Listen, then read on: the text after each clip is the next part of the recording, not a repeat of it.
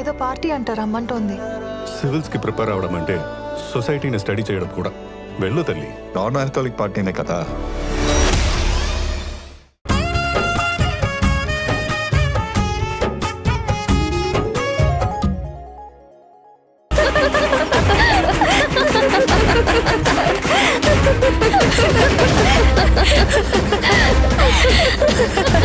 Hey, stop it!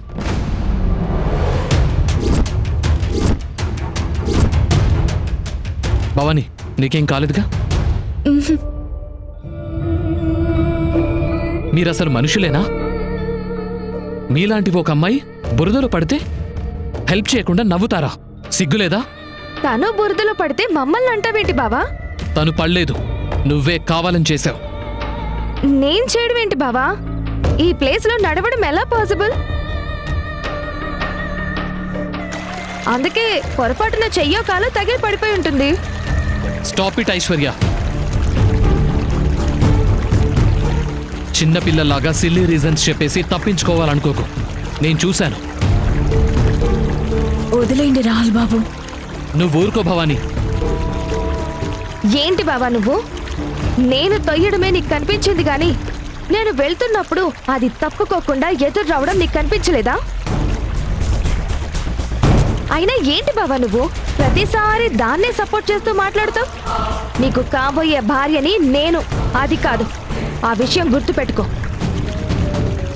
ఏం మాట్లాడుతున్నావు ఐశ్వర్య? మధ్యలో పెళ్లి టాపిక్ ఎందుకు వచ్చింది? ఇక్కడ జరిగేదేంటి, నువ్వు మాట్లాడుతుందేంటి? నేను అలానే మాట్లాడుతాను బావా. నువ్వు నా బావవి, నేను నీ మరదల్ని, నీకు కాబోయే భార్యని.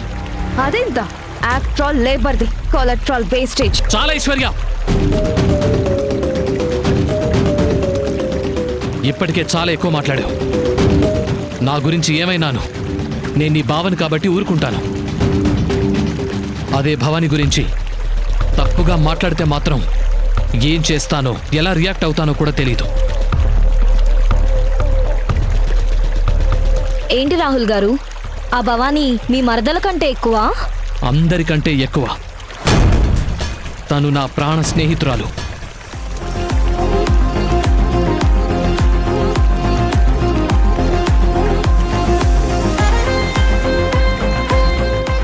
ఏమైనా సరే నువ్వు మాత్రం ఇలాంటి మ్యాటర్స్ లో ఇన్వాల్వ్ అవ్వకపోతేనే మంచిది బావా.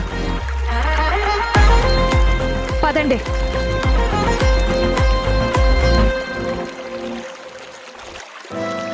భవాని, నువ్వు క్లీన్ చేసుకుందు గానిరా. ఇటీవరా